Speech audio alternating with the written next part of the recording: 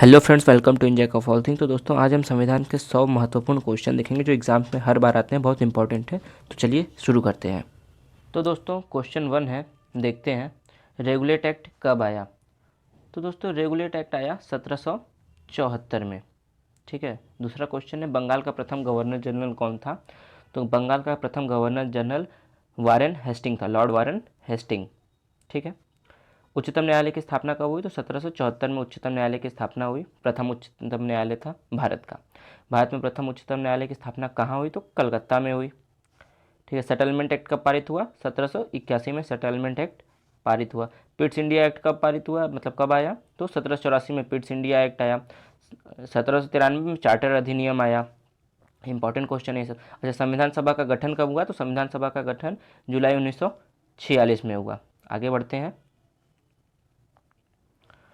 कि संविधान सभा में कुल सदस्यों की संख्या कितनी थी। तो संविधान सभा में कुल सदस्यों की संख्या 389 थी।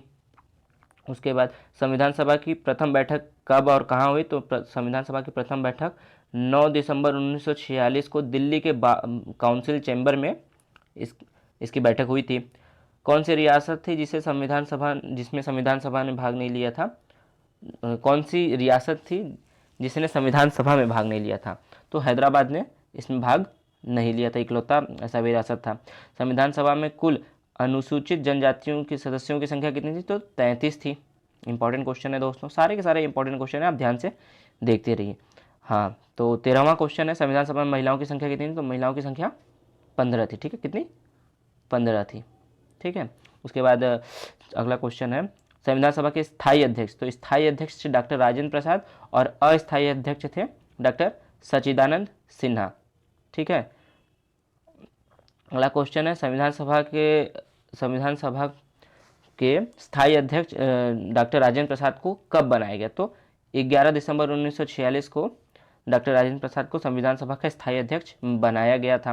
अगला क्वेश्चन देखते हैं, संविधान सभा का प्रारूप किसके द्वारा तैयार किया गया। तो इसका संविधान सभा का प्रारूप BN राव द्वारा तैयार किया गया। प्रारूप समिति के अध्यक्ष कौन थे। तो डॉक्टर भीमराव अंबेडकर थे प्रारूप समिति के अध्यक्ष। अच्छा, संचालन समिति के अध्यक्ष कौन थे। तो संचालन समिति डॉक्टर राजेंद्र प्रसाद। संघ संविधान समिति के अध्यक्ष कौन थे। तो पंडित जवाहरलाल नेहरू संघ संविधान समिति के अध्यक्ष थे। अच्छा, प्रांतीय संविधान समिति के अध्यक्ष कौन थे। तो सरदार वल्लभ भाई पटेल थे इसके अध्यक्ष। अच्छा, संघ शक्ति समिति के अध्यक्ष कौन थे। तो पंडित जवाहरलाल नेहरू। अच्छा, एक चीज़ इसमें एक ट्रिक याद रखिएगा, जहाँ जहाँ भी आपको संघ दिखाई दे वहाँ पंडित जवाहरलाल नेहरू होंगे। ठीक है। अच्छा, अगला क्वेश्चन है, संविधान के निर्माण में कुल कितना समय लगा था। तो 2 वर्ष 11 माह और 18 दिन का समय लगा था संविधान के निर्माण में। अच्छा, संविधान के प्रारूप पर कुल कितने दिन की बहस हुई थी। तो 114 दिन की इसमें बहस हुई थी। अगला क्वेश्चन देखते हैं, संविधान के निर्माण के कार्य में कुल कितने रुपए खर्च हुए। अच्छा, संविधान निर्माण में कुल कितने रुपए खर्च हुए। तो 63,96,729 रुपये इसमें खर्च हुए थे। संविधान को संविधान सभा द्वारा कब पारित किया गया। तो 26 नवंबर 1949 को पारित किया गया संविधान सभा द्वारा संविधान को। ठीक, अगला क्वेश्चन देखते हैं, वर्तमान में संविधान में कुल कितने भाग, अनुच्छेद और अनुसूचियां हैं। तो दोस्तों देखिए, वर्तमान में इसमें 22 भाग, 395 अनुच्छेद एवं 12 अनुसूचियां हैं। ठीक है। इसी में ABC और ऐसे करके सीरियल वाइज में ऐड होते रहते हैं, चेंजेस होते रहते हैं। अच्छा, संविधान सभा की अंतिम बैठक कब हुई। तो संविधान सभा की अंतिम बैठक 24 जनवरी 1950 को हुई थी। ठीक है। उसके बाद 26 जनवरी को लागू हो गया था मैंने। ठीक है। अच्छा, संविधान को कब अंगीकृत किया गया था। तो एक इंपॉर्टेंट क्वेश्चन, अंगीकृत 1949 को 26 नवंबर 1949 में ये किया गया था। अच्छा, संविधान में समाजवादी, पंथ निरपेक्ष और राष्ट्र की अखंडता जैसे शब्द किस संविधान संशोधन अधिनियम के द्वारा जोड़े गए। तो ये था 42वां संविधान संशोधन 1976। इसको मिनी कॉन्स्टिट्यूशन भी कहा जाता है। इससे बहुत सारे क्वेश्चन बनते हैं, थोड़ा सा इंपॉर्टेंट है क्वेश्चन है। ठीक है। अगला क्वेश्चन देखते हैं, दिल्ली को राष्ट्रीय राजधानी का दर्जा किस संशोधन से प्राप्त हुआ। तो 69वें संविधान संशोधन द्वारा दिल्ली को राष्ट्रीय राजधानी का दर्जा प्राप्त हुआ। अगला क्वेश्चन देखते हैं, किस रियासत को विलय पत्र पर हस्ताक्षर के द्वारा भारत में मिलाया गया था। तो जम्मू कश्मीर को विलय पत्र के द्वारा भारत में मिलाया गया था। ये बहुत अच्छा स्टेप था, हाँ, नेताओं के द्वारा उस समय का। तो सरदार वल्लभ भाई पटेल के द्वारा ये किया गया था। हाँ, तो 1 मिनट दोस्तों। हाँ, ओके। तो क्या था क्वेश्चन कि किस रियासत को विलय पत्र के किस रियासत को विलय पत्र पर हस्ताक्षर के द्वारा भारत में मिलाया गया था? तो जम्मू कश्मीर को विलय पत्र के द्वारा भारत में मिलाया गया था। अगला क्वेश्चन था, किस रियासत को पुलिस की कार्रवाई के माध्यम से भारत में मिलाया गया था? तो हैदराबाद के निजाम थे उस समय, तो यही थे जो कि इसमें आना नहीं चाह रहे थे, तो बाद में इसको उसमें से मिलाया गया। अच्छा, अगला क्वेश्चन है किस रियासत को पुलिस की कार्रवाई के माध्यम से भारत में मिलाया गया? तो हैदराबाद। ठीक है, हैदराबाद को पुलिस की कार्रवाई द्वारा मिलाया गया। अच्छा, क्या है अगला क्वेश्चन है भाषा के आधार पर गठित होने वाला राज्य? तो भाषा के आधार पर गठित होने वाला प्रथम राज्य था आंध्र प्रदेश। कब ये हुआ था?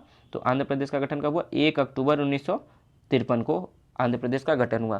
ठीक है। अच्छा, संविधान में कुल कितने मूल अधिकार है? तो 6 मूल अधिकार है। 7 थे पहले, 1 हटा दिया गया है।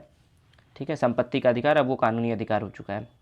अच्छा, प्रेस की स्वतंत्रता का वर्णन किस अनुच्छेद में? तो अनुच्छेद 19(1) में, मैंने 19(a) में इसका वर्णन है। कुछ लोग ए कहते हैं, कुछ लोग 1 कहते हैं, तो ठीक है, उसको आप इसके लिए। अच्छा, भीमराव अम्बेडकर ने किसको संविधान की आत्मा कहा? तो अनुच्छेद 32 को संविधान की आत्मा कहा गया है। ठीक है, अनुच्छेद 32 को। इंपॉर्टेंट क्वेश्चन, संविधान में मौलिक कर्तव्यों की संख्या कितनी है? तो मौलिक कर्तव्य 11 है दोस्तों, 11 है मौलिक कर्तव्यों की संख्या, जो कि रसिया से लिया गया है। अगला क्वेश्चन देखते हैं, तो भारतीय संघ की कार्यपालिका शक्ति किसमें निहित होती है? तो ऑब्वियसली राष्ट्रपति में निहित होती है। ठीक है, चलिए, देश का संवैधानिक प्रधान कौन होता है? तो ये भी राष्ट्रपति है। उसके बाद भारत का प्रथम नागरिक कौन होता है? तो राष्ट्रपति ही प्रथम नागरिक होता है। सब इंपॉर्टेंट क्वेश्चन है, राष्ट्रपति से बनते हैं, आप लोग ध्यान रखिएगा।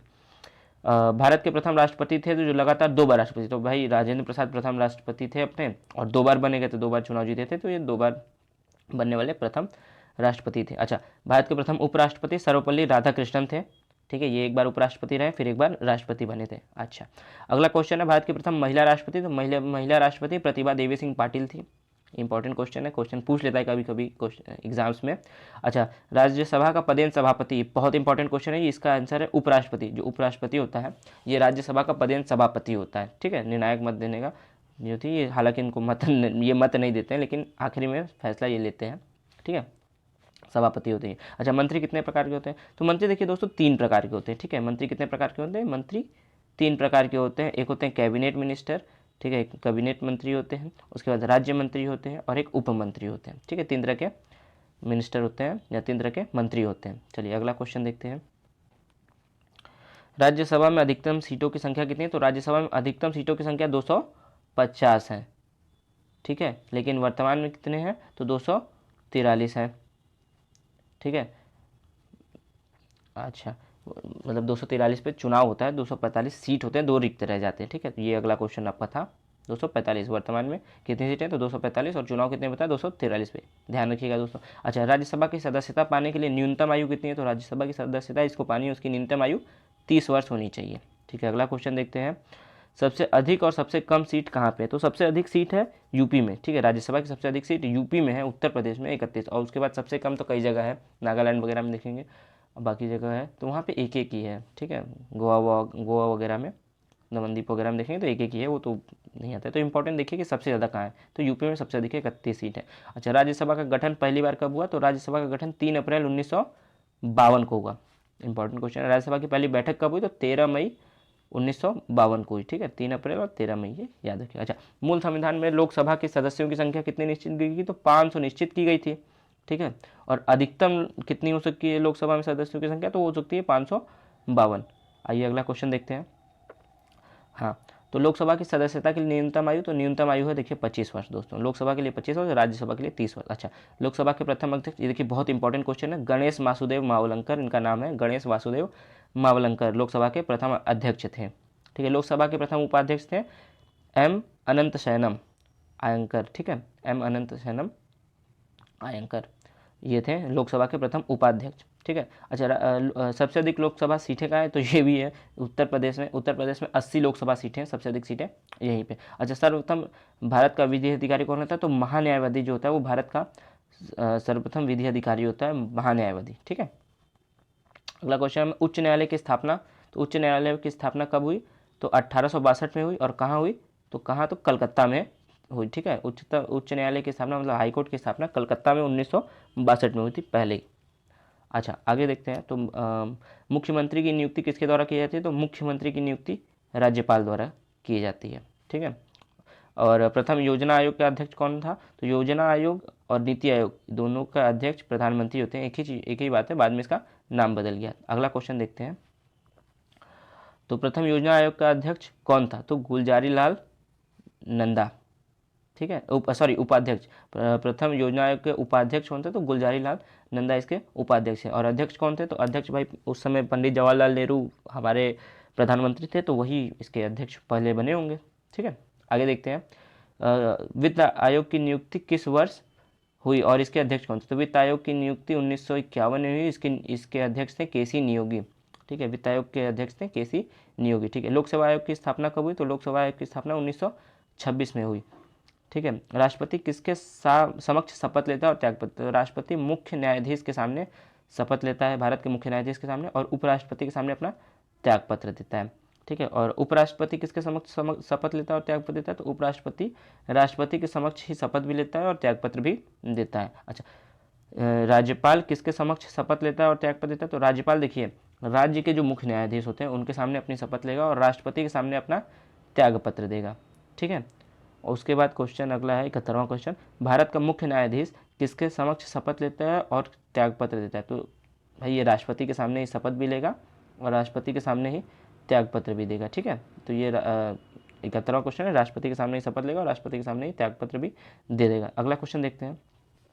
तो प्रधानमंत्री किसके समक्ष शपथ लेता है और त्यागपत्र देता है? तो ठीक है, ये भी राष्ट्रपति के सामने ही शपथ भी लेगा और राष्ट्रपति के सामने भी त्यागपत्र ही देते हैं। कौन? प्रधानमंत्री। ठीक है, अच्छा, लोकसभा अध्यक्ष, ये इंपॉर्टेंट क्वेश्चन है। तो लोकसभा अध्यक्ष किसके समक्ष शपथ लेता है और त्यागपत्र देता है? तो लोकसभा अध्यक्ष देखिए शपथ नहीं लेता है। ठीक है, और त्यागपत्र किसके समक्ष देगा? तो उपाध्यक्ष, लोकसभा का उपाध्यक्ष के सामने अपना त्यागपत्र दे देगा लोकसभा अध्यक्ष। ठीक है, आगे चलते हैं। भारत का वो कौन सा राज्य है जिसमें मुख्य न्यायालय और मुख्यतम न्यायालय दोनों है? मतलब हाई कोर्ट और सुप्रीम कोर्ट कौन से राज्य में दोनों है? तो देखिए दिल्ली में अपना हाई कोर्ट भी है और दिल्ली का अपना सुप्रीम कोर्ट भी है। ठीक है, आगे देखते हैं। भारत का राष्ट्रीय प्रतीक क्या है और इसे कब अपनाया गया? तो भारत का राष्ट्रीय प्रतीक है अशोक स्तंभ। इसे कब अपनाया गया? तो 26 जनवरी 1950 को इसे अपनाया गया। अच्छा, सत्यमेव जयते किस उपनिषेद से लिया गया है और यह किस लिपि में? तो सत्यमेव जयते जो मुंडोपनिषेद से लिया गया और ये किस लिपि में है? देवनागरी लिपि में है। ठीक है, आगे देखते हैं। भारत का संविधान सभा ने राष्ट्रीय ध्वज को कब अपनाया? तो राष्ट्रीय ध्वज भारत के संविधान सभा द्वारा 22 जुलाई 1947 को अपनाया गया था। ठीक है, आगे देखते हैं। भारत का राष्ट्रीय गान क्या है? भारत का राष्ट्रीय गान क्या है और इसे किसने लिखा? तो राष्ट्रीय गान है जनगण मन। इसको किसने लिखा? तो रविन्द्रनाथ टैगोर ने इसको लिखा है। आगे देखते हैं दोस्तों, संविधान सभा द्वारा राष्ट्रगान को कब अपनाया गया? तो 26 जनवरी 1950 को संविधान सभा द्वारा इसको अपनाया गया था। ये देखिए यहाँ लिखा हुआ है, संविधान सभा द्वारा राष्ट्रगान को कब अपनाया गया? तो 24 जनवरी 1950 को। आगे देखते हैं। जनगण मन राष्ट्रगान को सर्वप्रथम कब और किसने गाया? तो सर्वप्रथम जनगण मन को 26 दिसंबर 1911 को कांग्रेस के कलकत्ता अधिवेशन में इसको गाया गया था। ठीक है, आगे देखते हैं। 81वां क्वेश्चन है, भारत का राष्ट्रीय गीत क्या है और इसे किसने लिखा? तो इसको वंदे मातरम राष्ट्रीय गीत है वंदे मातरम, इसको बंकिम चंद्र चटर्जी ने लिखा। तो राष्ट्रीय गीत भारत का वंदे मातरम, किसने लिखा? बंकिम चंद्र चटर्जी। अच्छा, संविधान सभा द्वारा यह गीत कब स्वीकार किया? मतलब राष्ट्रीय गीत, तो वही है बंकिम चंद्र चटर्जी लिखे थे। इसको कब स्वीकार किया गया इसको? तो 26 जनवरी 1950 को इसको स्वीकार किया गया एज अ नेशनल सॉन्ग। आगे देखते हैं दोस्तों, सर्वप्रथम इसे कब और किसने गाया? तो देखिए 1996 में सर्वप्रथम इसे रहीमतुल्लाह सयानी ने इसको गाया था। कब? 1896 में सर्वप्रथम इसको रहीमतुल्लाह सयानी ने 1896 में गाया था। किसको? वंदे मातरम, जो बंकिम चंद्र चटर्जी द्वारा लिखा गया है। अगला क्वेश्चन देखते हैं। भारतीय संसद के अधिवेशन का प्रारंभ और समापन कैसे होता है? तो इसका देखिए प्रारंभ जो होता है तो संसद का प्रारंभ किससे होगा? जनगण मन से होता है प्रारंभ, और जब समापन होगा तो वंदे मातरम से इसका समापन होता है। ठीक है दोस्तों, अगला क्वेश्चन देखते हैं। भारत का राष्ट्रीय कैलेंडर है, तो राष्ट्रीय कैलेंडर ग्रिगोरियन कैलेंडर है, आप सभी जानते ही होंगे। अगला क्वेश्चन देखते हैं दोस्तों, 1 मिनट इसको ऊपर कर लेते हैं। देन हाँ, भारत का राष्ट्रीय पुष्प जिसका वैज्ञानिक नाम, तो राष्ट्रीय पुष्प क्या है उसका वैज्ञानिक नाम है? तो राष्ट्रीय पुष्प अपना हम लोग जानते ही हैं, कमल है। ठीक है, इसका वैज्ञानिक नाम है निलोम्बो न्यूसीफेरा गार्टन। ठीक है, निलोम्बो न्यूसीफेरा गार्टन। अच्छा, राष्ट्रीय पक्षी, भारत का राष्ट्रीय पक्षी और इसका वैज्ञानिक नाम है, तो राष्ट्रीय पक्षी मयूर है यानी मोर है अपना। इसका वैज्ञानिक नाम है पावो क्रिस्टेटस, ठीक है, मयूर है मतलब मोर, मोर का वैज्ञानिक नाम है पावो क्रिस्टेटस। अगला क्वेश्चन देखते हैं दोस्तों। हाँ, क्या है, भारत का राष्ट्रीय पशु जिसका वैज्ञानिक नाम है, तो राष्ट्रीय पशु अपना बाघ है, सबको पता है, टाइगर। अच्छा, इसका वैज्ञानिक नाम क्या है, तो पैंथेरा टाइग्रेस लिन्यास, ठीक है, इसका वैज्ञानिक नाम। इंपॉर्टेंट क्वेश्चन है, कभी कभी पूछ लेता है एग्जाम में, ठीक है। अगला देखते हैं, भारत का राष्ट्रीय फल जिसका वैज्ञानिक नाम है, तो राष्ट्रीय फल तो सबको पता है कि भैया आम है, ठीक है। इसका वैज्ञानिक नाम है मेनिगिफेरा इंडिका। बहुत इंपॉर्टेंट क्वेश्चन और मज़ेदार क्वेश्चन है, कई बार लोग बच्चे कन्फ्यूज होता है एग्जाम में, तो ये याद रखिएगा, मेनिगिफेरा इंडिका आम का वैज्ञानिक नाम है। अच्छा, भारत का राष्ट्रीय जलीय जीव 2005 में डॉल्फिन को भारत का राष्ट्रीय जलीय जीव घोषित किया गया, ठीक है। लास्ट क्वेश्चन है अपना, भारत, ये देखिए गलत हो गया यहाँ पे क्वेश्चन, यहाँ भारत होगा। भारत का राष्ट्रीय वृक्ष, तो भारत का राष्ट्रीय वृक्ष बरगद है, सभी को पता होगा दोस्तों, ठीक है। ये देखिए बरगद लिखा है, इसका वैज्ञानिक नाम है फाइकस बेंगलेसिस, ठीक है, इसका नाम है फाइकस बेंगलेसिस। तो दोस्तों उम्मीद है आपको ये वीडियो पसंद आया होगा। कुछ गलतियाँ हुई है वीडियो में, एक्चुअली बोलने में कभी कभी गलती हो जाती है दोस्तों, तो उसको आप अवॉइड करिएगा, आगे वीडियो में ये चीज़ मैं ध्यान रखूँगा, ठीक है। चलो दोस्तों, तो हाँ, इसमें 90 क्वेश्चन एक्चुअली यहाँ पे दिख रहा होगा, लेकिन क्या है कि कई क्वेश्चन 2-2 हैं, 3-3 है एक ही क्वेश्चन में, तो इस वजह से हुआ, लेकिन क्वेश्चन काफ़ी इंपॉर्टेंट है और 100 से ज़्यादा क्वेश्चन है, तो देखिए ध्यान से समझिए, और वीडियो कैसा लगा अपनी राय कमेंट पे ज़रूर बताएं, ठीक है दोस्तों, फिर मिलते हैं, बाय बाय।